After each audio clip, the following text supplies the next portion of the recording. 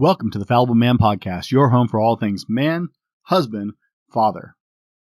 Guys, we provide content to help men become the men they want to be. My name is Brent, and I am the Fallible Man. I'm not perfect. I don't have all the answers, but I'm on a journey to be a better man every single day, to improve myself and to grow incrementally. Guys, if you're joining us today, I'm really excited, but I'm going to tell you, you need to go back and catch part 1 of this on episode 17. If you haven't seen it already, I'm really excited to continue my conversation with my guest from last week at Common Man OCR's David McCarter. But be sure and go back to episode 17 if you haven't seen it yet before you watch this episode, because this is a continuation of our first interview. If you're returning and you caught episode 17 already, welcome to part 2 of the Internet of Brokenness. We are discussing technology, all technology, whether it's cell phones or the internet or social media. We're discussing technology and the impact that has on our kids as parents. This episode is specifically aimed at our fathers out there who are trying to be good dads every single day. We're going to continue the conversation we started last week and talk about how you as a parent can be better as a father in this age of technology and social media and all these influences and how they impact your children and how to work with that. And guys, stick around to the end. This is a culmination, like I said, of a 2-part series. And Dave is going to share his 5 tips specifically as a father to combat technology and make sure that it plays a necessary but scaled, proportionate part of your child's life, and how you as a dad can be most effective that way. Thanks, guys, and we're going to roll on into the clips.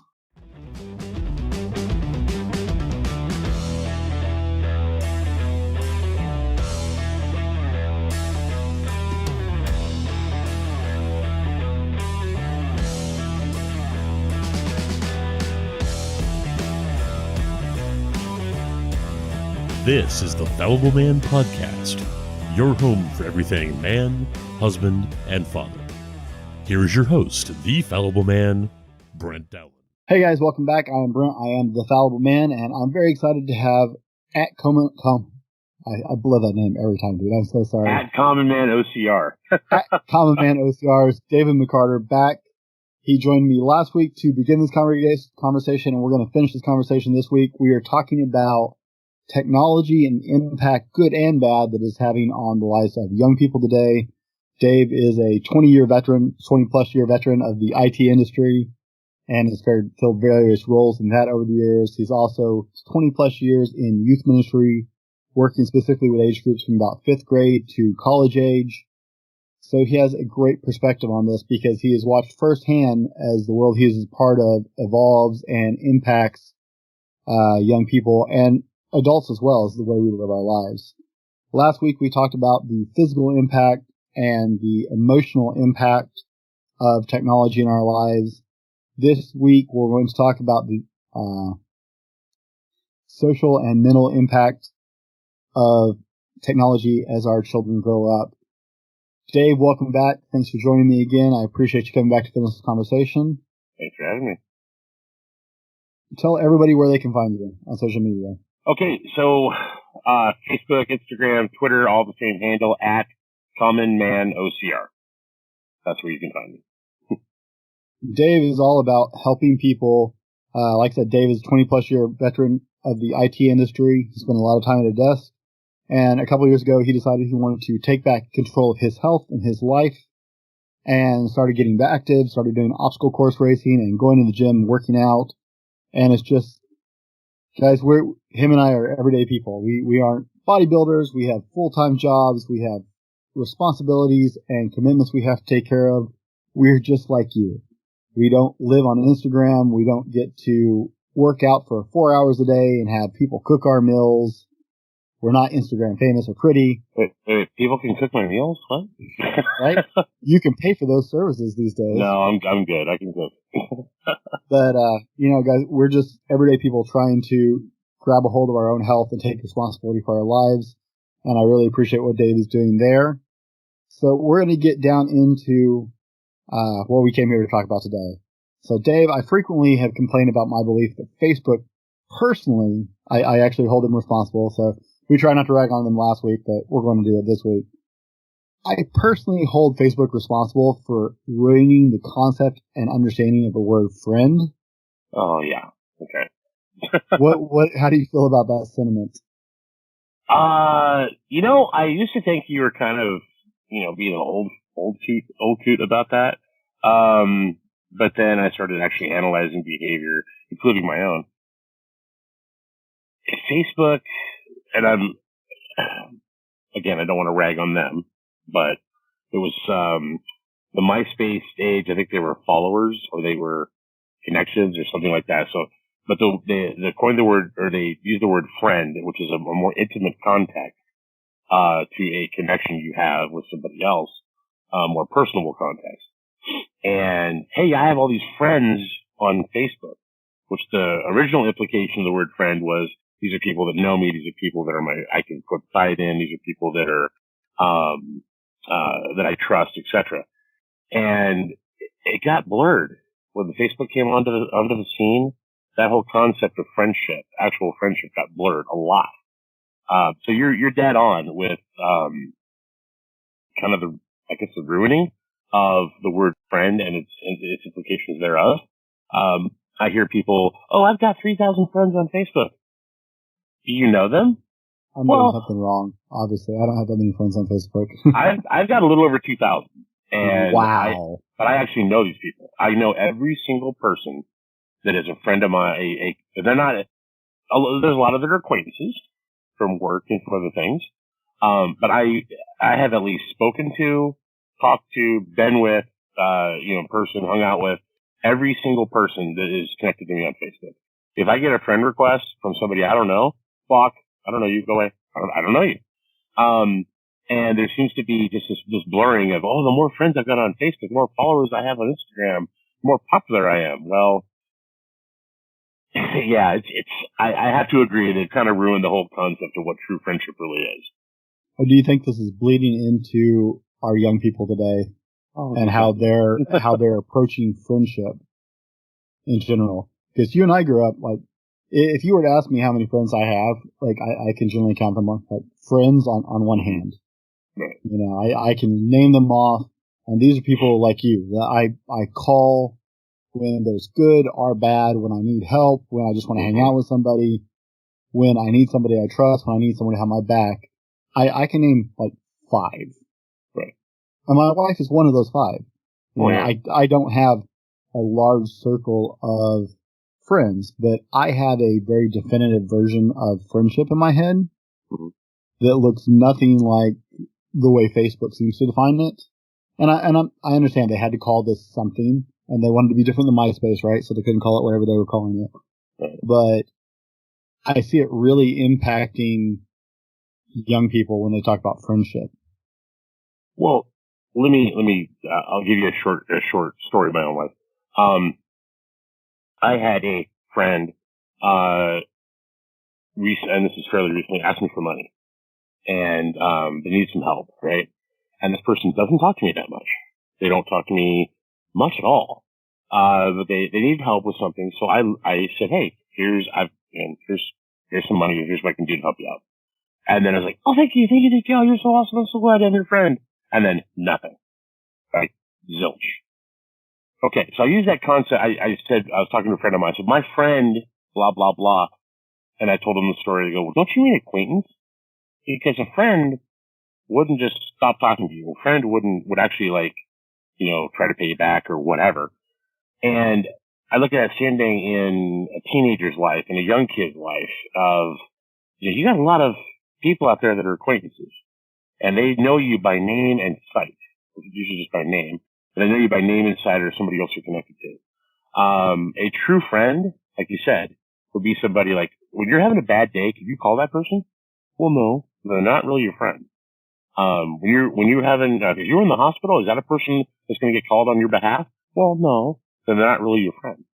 So yeah, the whole concept of friendship has been skewed with the addition of social media. If you notice on other social media platforms, none of them are called friends. Correct me if I'm wrong. No, I'm not on any ones I'm on. They're followers, they're connections, they're whatever, but they're not called friends. And Facebook is the only one to have done that. So I don't know if there's a patent on it or whatever, but it was very strategic in the psyche of people to call that a friend, that connection a friend. And so you think you're having this intimate connection, but yet in reality, they're just an acquaintance. So it's more emotional marketing. It's precisely, it's exactly what it is. And it gets to a point, like for us, especially for a kid, if you don't step in and say, no, that's not a friend. That's somebody, whatever, however you want to define it. If you can step in and actually make that distinction to the kid's going to grow up and have that proper definition of friendship. If you don't, they're going to grow up with the skewed definition of friendship, and that's, you don't want that as a parent. So, I mean, how do you do work with teenagers on a regular basis, which, I mean, gives you an interesting sampling to actually watch all this play out. How do you think the social media and technology like cell phones and social media and the like technology in general has impacted our social dynamics and our interactions? I know on the last show you were talking about your friends' kids playing on the phones during dinner. Yeah. I see it happening more and more as it becomes a replacement for social interaction.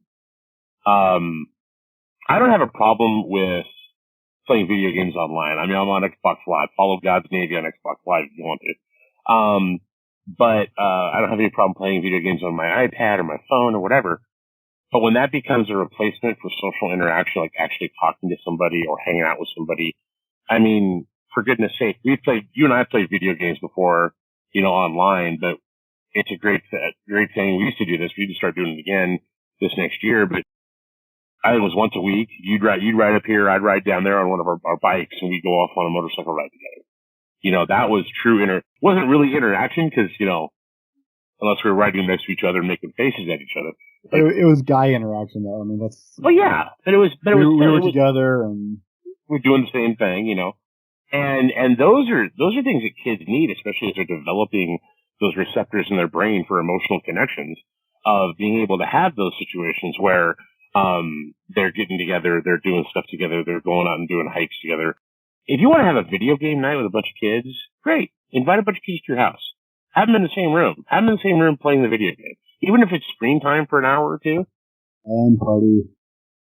Exactly. The old school LAN party is amazing. For those of you that don't know what a LAN party is, back us nerds would get to our computers together. We'd network them all together in the same garage or room or whatever, and we'd sit there and play video games against each other. That's why would I do that now when I can just get on Xbox Live? Or why would I actually talk to my friend when I can just post something on Facebook or Instagram? Yeah, but it's not supposed to be a replacement. It's a tool.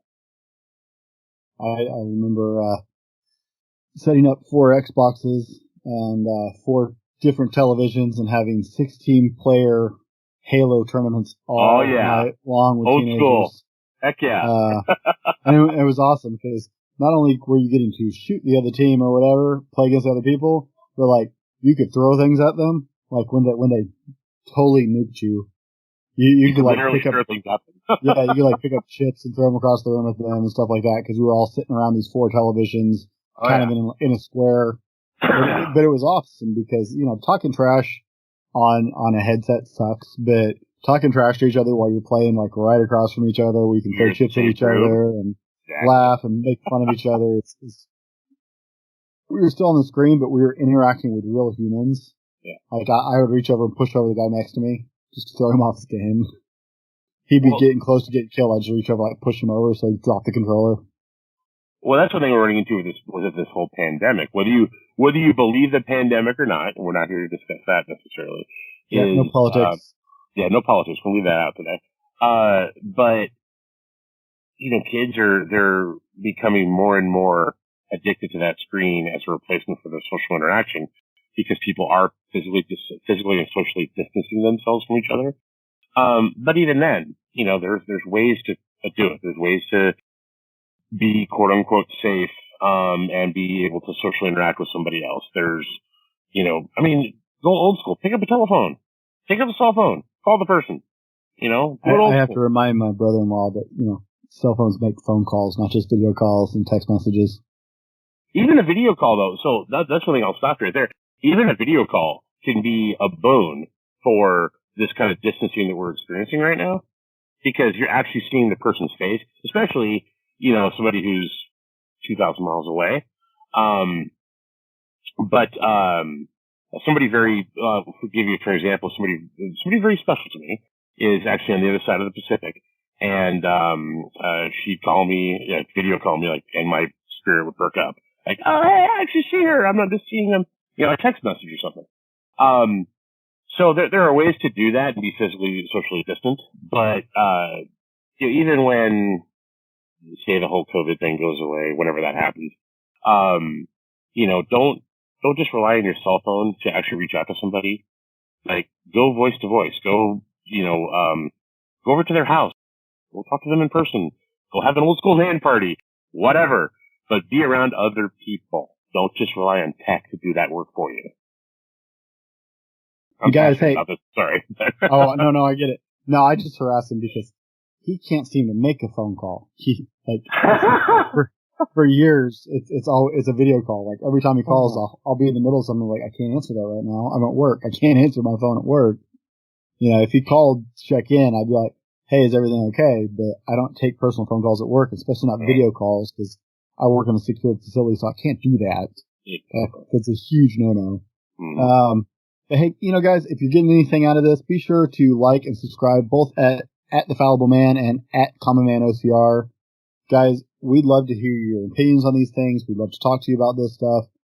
Let us know what you think. Hit the bell icon if you're watching this on YouTube so you get noticed every time we post.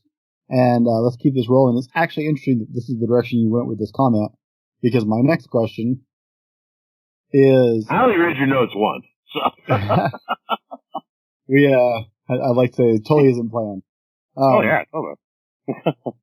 It's my opinion, and you may disagree, that we've lost our ability to have rational conversations with people we have different opinions with or disagree on something with. And it's something that I've noticed has become very prevalent in the last several years, where, disagreeing with somebody automatically, puts you at odds. You can't disagree with somebody, which is just mind-blowing to me. But we've lost this ability to have rational conversations with people we have different opinions on. Do you think this is related to technology, or is just something in general? Does it correlate at all?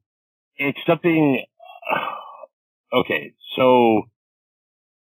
I don't want to blame tech, because I work in tech, but let's be honest here. When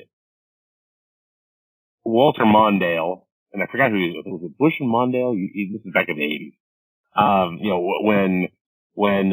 Here we go. The first election I can actually remember.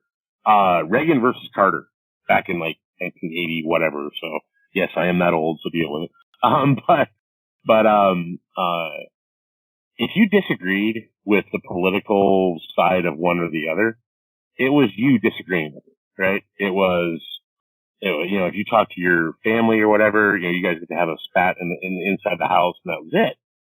Well, now technology has given you a worldwide platform by which to not only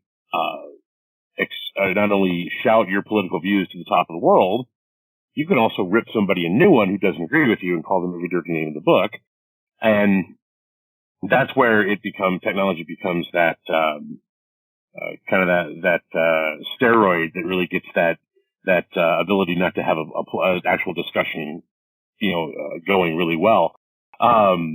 It's exacerbated the problem. It's made it worse. It's made it to where, I don't agree with you, but I'm going to tell everybody why I don't agree with you, and you suck because or whatever. No, but that's what I'm saying is that's what technology's done. It's not necessarily tech's fault. It's just they provided the platform, everyone else provided the content. But it's been this, goodness sakes, I've had people tell me that if I vote one way or the other in this next election, that they're going to unfriend me on Facebook, or they're going to they're going to not talk to me anymore on anything. Like, okay, you disagree with me. That's nice. I'm not advocating who you should vote for. I'm just saying I'm voting for X or I'm voting for Y. And, yeah, it's become the platform's been great. The platforms have been great to actually have this tech, but it's exacerbated the problem of, people turn to tech as a weapon to force somebody else to do what they want to do. That's to me, that's the issue with not being able to have a rational conversation. Tech was never designed to be that weapon. It's just a tool by which to put out your content into the world, not rip somebody a new one because they don't agree with you. Well, and that's why I asked about a correlation. I'm not blaming tech on this one here. Right. I mean, it's the same legitimate argument no matter where and we're trying to stay away from politics here, no matter where you fall on it, right? Guns, right? Some people have very strong opinions about guns one way, or very strong opinions about guns another way. But ultimately, a gun is a tool, right? A gun it's an inert, if I'm using the correct term there. You are. It's not good nor evil. It has no ability on its own. It's just an item that exists. It's whoever wields it. Technology in this case is a lot in the same way. We used to call them, remember when we were gaming, we'd call them keyboard warriors, right? People who talk mad trash on the internet. And I mean, these are people who would never say boo to your face, right? There's a meme that I love that, you can tell that some people have grown up without ever having to worry about being punched in the face. Yeah, when I was a kid, if you said something you were saying to somebody and there were immediate ramifications, then people started getting behind keyboards and saying whatever they want. And as technology has grown, it's given this platform to exacerbate that, where you can say what you want without fear of ramifications because you're expressing your opinion. And now it's gone to the point where you're expressing your opinion about people or saying things about people, whether they're true or not. But we don't feel like we have to be rational because it's creating tribalism to me. Mm-hmm. And it's something I really worry about with our kids is it's creating this tribalism where I don't have to be right? I can say something totally invalid or wrong, but because I have the internet as a platform, I can find people who agree with me. So therefore it strengthens my resolve on this, and I become more unreasonable about whether my opinion is correct or if I'm incorrect. And I won't even humor that because I found support that agrees with what I said, regardless of what I said, right? And I think that is part of how this has become where we can't have rational conversations now. Is used to, if I said something and you disagreed, or you said something and I disagreed, we'd have to have a conversation about that because we were on our own. Mm-hmm. But now, no matter what you say, right, it's like flat earthers on the internet, right? There was a time where people laughed at them, and there are still a lot of people laughing at them, but they became a community because there are other people who believe that, and the world has united that with technology, so those people can find each other, and now there's a community of them to support each other. So now they don't have to agree or defend their argument or formulate that on their own. They have a community that helps support that idea. And so I think it's creating separation and tribalism because I can find the tribe that agrees with me, and I don't have to give, or I don't have to be willing to negotiate my opinion or thoughts because I can always find that support. And I worry about that with teenagers because you see the same thing with some of them. They have some teenagers with some very extreme opinions, and social media and technology is giving them a way to connect with other people with that extremism. We've seen all the riots and stuff going on in the last couple months. And, Martin Luther King never did anything violent. And I hate that people take his quote, as violence is a voice for people with no voice. I hate that people take that single piece out of a much larger quote out of context. And that's not the word for word quote. But if you look at the quote in the speech, he did not advocate violence at all. Right. But people take that little piece out to say he advocated that violence was the voice of people without a voice. And that is taken extraordinarily out of context. But you can find other people who have the same emotional capacity at the moment and the same feelings and find that tribe. And I think that's why you're getting some of these extreme groups, and it doesn't matter what side, if they're a left or a right, or no matter what side, you're finding these really extreme groups because you're having an emotional reaction to something, and you can find people who support that emotional reaction. Yep. And with young people, you see they're learning to deal with their emotions. And so having that emotional support when they're having a negative emotion or a negative reaction to something that isn't necessarily healthy for them, but still being able to find support for that and encouragement for that, I think is damaging kids emotionally. On that note, just to extend your point just for a moment, this is something I find myself having to do in social media, especially between like the current election going on right now. If you notice on my social media, I don't post anything political. I just refuse. You know what? I'm going to vote who I'm going to vote for. You vote who you vote for. We'll see each other on November 4th, whatever. But there have been times that I have wanted to just rip somebody a new one. Like, get on there and behind my keyboard. And, are you insane? Are you completely nuts? Oh my gosh, you're a furbo. And I've had to take a step because it's an emotional reaction to something they've said has, ticked me off. You got to take a step back and say, whoa. What value is that going to add to them, me, or the discussion? And okay, I've actually had situations where I've written like a paragraph and a half or 2 paragraphs or 3 paragraphs and then deleted the whole thing because, I'm not going to get involved in here because that's stupid. And I think that's a skill that kids need to be very, very aware of and taught early on, especially from the age where they know how to get behind a keyboard. It's the whole thing we used to get told when we were kids, think before you speak. It's think before you type. Think before you have an emotional reaction. Think before you blurt out something you're not going to be able to take back, because the internet has a long history, a long memory, and be able to step away from a discussion and say, okay, do I really need to respond to that? Do I really need to fire back at that? They called me this, that, and the other thing. They called my political candidate this, that, and the other thing. You know what? No, I need to just stop. It's interesting. I had the same reaction at work. I frequently start to type into a Skype conversation or link or whatever you want to call it, whatever the official name is these days. I frequently start to type something and then I delete, back. Type it again. Nope. So can't send that. I do the same thing with emails. I'll type them 3 or 4 times sometimes and have to delete it. And it goes from, a paragraph to a sentence. I can convey what I need to with this one sentence. They don't need the pissiness of the rest of that conversation. And you're talking about emotional reactions, guys. Jump back to episode 15, how to look more confident. And we talk about emotional control and reacting emotionally to things in the second half of that episode. So go back and see that if you haven't. We're going to roll to today's sponsor, and we will be right back with you. Today's episode brought to you by thefallibleman.com. That's right, it's us. Head over to www.thefallibleman.com and check out our blog, updated twice a week with new content and links to all of our social media offerings. Tag or search us at The Fallible Man or at Fallible Man on Facebook, Instagram, Twitter, and other social medias for daily content. While you're there, check out our Attitude swag, shirts, cups, stickers, and more. Again, that's www.thefallibleman.com. All right, and we're back, guys. Thanks for coming back. We are continuing our conversation from last week with Dave McCarter.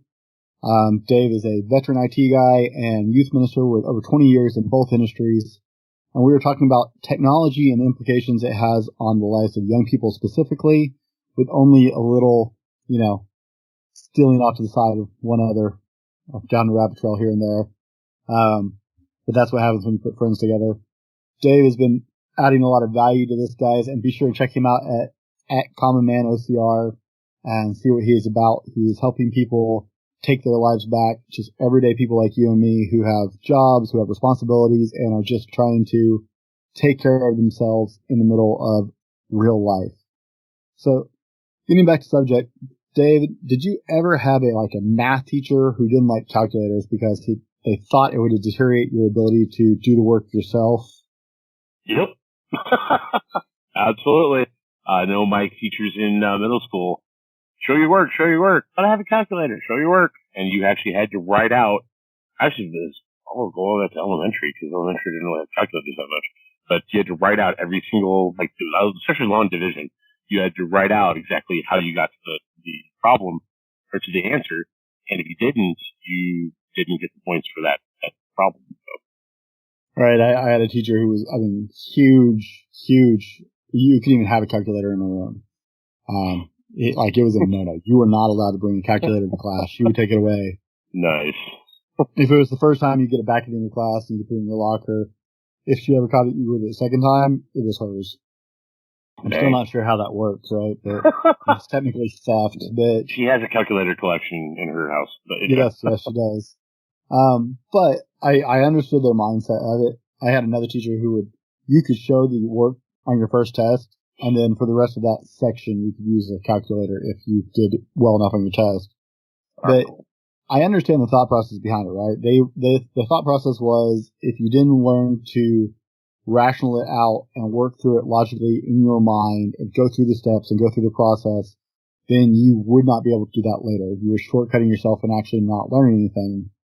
Do you think that the prevalence of technology today is impacting our ability for critical thinking because it is, let me finish the question, because it is so easy to just turn to our technology to get an answer? Like, for example, my kids the other day, Uncle Dave installed a Google Dot or whatever the crap you call those things in my house. The Wi-Fi access points, yeah. No, not those little speaker things.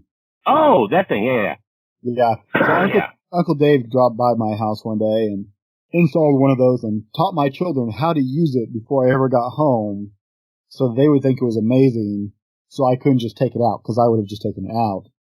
And so now my kids know if they get jammed up on something, they can be like, hey, Google, how do you say blah, blah, blah in Spanish? Hey, Google, what is, 29 times 30? Hey, Google, what's the temperature outside, right? My kids know they readily have a resource. If they don't know the answer, they can just ask the question. And so this is the reality we live in, right? How many times have you just Googled something, right? You didn't know the answer to something, so you Googled it. And there's definitely a place for research and the ability. I love technology. I love information being available so I can look up and learn things on my own. But do you think it is impacting our ability to critically think through some problems because of the ease and availability to have somebody else answer it? If you have technology become the replacement for you rationalizing a problem out, then yes. Why would I want to learn that when all I have to do is Google it? That kind of thing. Give you a brief story from my IT career. This job that I've got now, when I was a contractor for several years, and one of the questions they asked me in my interview was, hey, do you know Windows PowerShell? If you guys don't know what PowerShell is, go over to Microsoft.com, look for PowerShell. Anyway, do you know Windows PowerShell? I said, no, but if you hum a few bars, I can fake it. And they said, well, wait, what do you mean by that? I said, I'll get a book and I'll learn. And was able to rationalize and figure out how to write scripts and do complex stuff. And I think I taught you PowerShell Yes, years ago. And if it wasn't for taking that initiative, I could have literally looked it up online. I could have Googled everything and looked up how to do all the stuff I wanted to do online. But it took the initiative of doing the research myself, doing the work myself, putting myself through, here's a problem I want to solve. How would I write the thing to do this? And that allowed me to critically think. And a lot of times what I'm seeing now is, like you said before, they just ask their Google device or I've got a HomePod sitting next to me here in my house, from Apple they'll just, I'll just ask my phone, hey Siri, what's the temperature outside? And Siri's going to respond here in a second. I'm waiting. 33 degrees. Oh, stupid thing. But I think it is impacting that critical rationalization function of a human because the technology becomes a replacement for that. again, technology is a tool. It's not a replacement for anything that you need to do.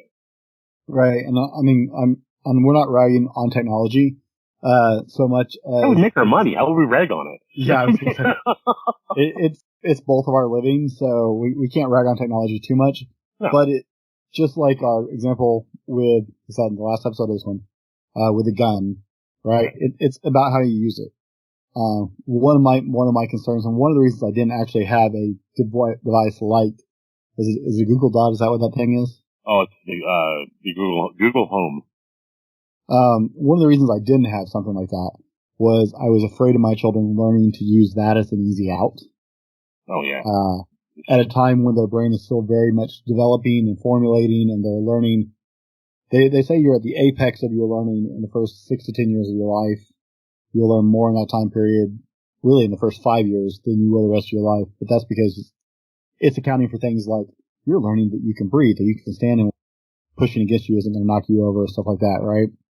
It's non-conscious learning stuff that you're learning at that stage so much of, which is why you learn so much more then. But, with them so young, I didn't want them to start to learn to turn to that for an answer. I want them to go through the work to learn things. I don't want them to ask Google to fix their math homework. I don't want stuff like that. So it really does come down to how you use it, I think. But we're hardwired in our society for instant gratification. Yes. Everything we do aims at instant gratification. And so I think a lot of young people are continuing that trend as they have technology. Why do I have to know how to do long math or long division? I can, type it into my phone. I can ask Google. Why do I have to learn this phrase? I can look it up here. Why do I need to learn how to get from this place to this place? I'll just pull up Google Maps, right? It's replacing our desire to actually learn and internalize that knowledge. Yeah. Because it's so readily available. And I think that's a problem in schools. Listening to like some of the teachers I know, how many kids are graduating who don't know some really basic things because their answer is just to pull it up on their phone. Well, give you an example on that. Okay, so this last year, I got to go to Charlotte, North Carolina for the first time, right, to visit one of my work teams out there. And I look at the map, like on Google Maps or Apple Maps or whatever, of where I was, where the office was, what the best route to get there was. And then I would leave work, head back to the hotel, eat, whatever, work out. I would leave the hotel again, and then I would go get lost. Like I'd go find the 511 tactical store, or I'd go find this thing over here that can see North Carolina or whatever. And I would just go get lost, and I would try to memorize what I saw on the map and how to read that map. And okay, this is how I get back to where I need to be. And that way I'm not completely dependent on turn-by-turn navigation. I actually can use some of those rationalization skills of, okay, I turn north on freeway blah, and then I get off at exit blah, and then, et cetera. And I don't see people doing that much anymore. And that's terrifying because they're so dependent on that device to lead them where to go. They can't do it on their own. So, do you think that tech is impacting our ability just to reason and logic in general, or just our critical thinking skills? I know a lot of people who couldn't logic their way out of a box. Or what paper stack. I think both. I think that the critical thinking skills are definitely impacted. We talked about that already. The just common logic, or as they used to say when I was a kid, common sense, is getting impacted. If you don't have somebody who's there helping you through that or teaching you the right way, then it's, hey, Google, blah, blah, blah, give me the right answer. Canceled. So not give me an answer. But I got a Google device sitting over here. But I think that common reasoning, that common logic that occurs, can be impacted if technology is your first tool to turn to, your first thing to turn to, not trying to learn it yourself. Example, I've got a door on my dryer in my laundry room, and the door was mounted incorrectly. And you know what? I put up with that thing for 5 years. it sat there, and the other day I decided, you know what? I'm tired of opening my dryer this way. So I went ahead and I pulled the door off, and I looked at the door, and I had to figure out how to take the door entirely apart and move the hinges over here and put the door back together and make sure it worked. And I got it mounted back up, and hey, sure enough, it worked. I didn't have to go to Google. I didn't have to go to Bing. I didn't have to get a manual. I just looked at it and reasoned and logically figured out how to make it happen. And there's some folks, they can't change a tire on a car without getting an answer from Google. Well, that's a problem. To me, why are you driving if that's the first thing you have to turn to? So there's some definite negative impact. But again, it comes down to how you use it, how you've been taught to use it. Parents having that control. I hate to use the word control with parents, but that those set of controls in place of, no, kid, you need to figure out how to get this done. Another short story. I was in Juneau, Alaska with my youth group here a couple of years ago, and the alternator on my Ford Excursion died. So I called my dad. Immediately, I didn't get on Google, didn't get on Facebook. I called my dad. He goes, David, here's the alternator. What do you think? I'm not coming up there to save you. So I had to look at the alternator. I've never replaced one in my life. I'm like, oh, it's like 3 bolts. Okay, that's cool. So I went ahead and got the tools and did the work, put the alternator back on there and started the rig up, and away I went. But it was because my dad taught me at a very young age, very simplistic things like, here's how you turn a wrench. Here's how you do this. Here's how you do that. Here's how you logically think through this. If it wasn't for that, I'd probably be still sitting in Juneau, Alaska right now. All right. Well, we're moving towards a wrap up, guys. And I told you guys that one of the things we wanted to do is not just, we don't want to complain about it, okay? Technology is great. We both make our living in technology. And it's here to stay. It's not like it's going away. I mean, unless there's like giant nuclear global war or something, maybe we don't have to worry about it, right? Then you're all death from radiation and bombs, but we're not getting bombed back to the Stone Age anytime soon. Technology is here to stay, and it's only going to grow and change. So it can impact your kids, and as dads, we're trying to raise our children the right way, and that includes both in the way they handle technology and the real world, and we got to meld those two together. So I've asked Dave to compile 5 thoughts from a very experienced IT professional and a guy who has worked with teenagers for over 20 plus years, guys. That's how Dave and I met, was at a youth workers retreat umpteen years ago. I've asked him to put together 5 thoughts to share with you on how to help make sure your kids are using technology in a positive way and it's not hurting them and you know what's going on with it. So okay. That's how we want to end this. This is in no particular order. So the first one is have a balance. Have a balance between the screen time and physical activity, outdoor time. They're going to be on screens because of school, etc. But make sure they go outside, they play, they run around the block, whatever, run around the yard for 4 hours, however you want to look at it. And feel free to do that with them. Take them on hikes like Brent was talking about earlier. Pay attention. Pay attention to number 2. That's number 2. That's number 2. So pay attention. When your kid comes home and, I have this new friend on Facebook. Do you know him? No, he's from Indonesia. You need to be paying attention to things like that. Don't be afraid to, I hate to use this term, but cyber stalk your own children if they have a social media presence. Pay attention to who's on their Facebook page, who's following them on Instagram. Don't be afraid to ask questions, but pay attention to what your kids are doing online. Can I throw in one thought there? Hey, if you're going to have your kids online who are not technically adults yet, as to cyber stalking your kids or whatever, here's my add-on to that. As a requirement for them to have those social media accounts, they have to be friends with you on the same social media platforms.